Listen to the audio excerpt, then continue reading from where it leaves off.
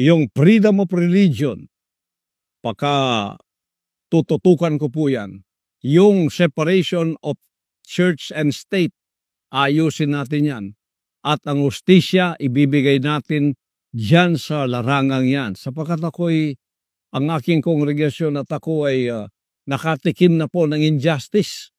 Meron ninyo, nilapastangan ang aming compound, nilapastangan ng bahay-sambahan.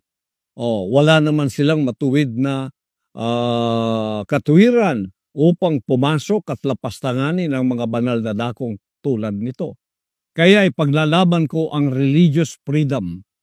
Puprotektahan ko ang lahat ng mga relihiyon basta't pagkilala sa Diyos at merong kabahagyanan sa relihiyon.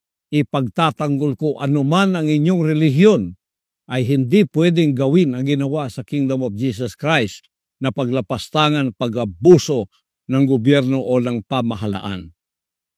Isa po yan sa mga drive natin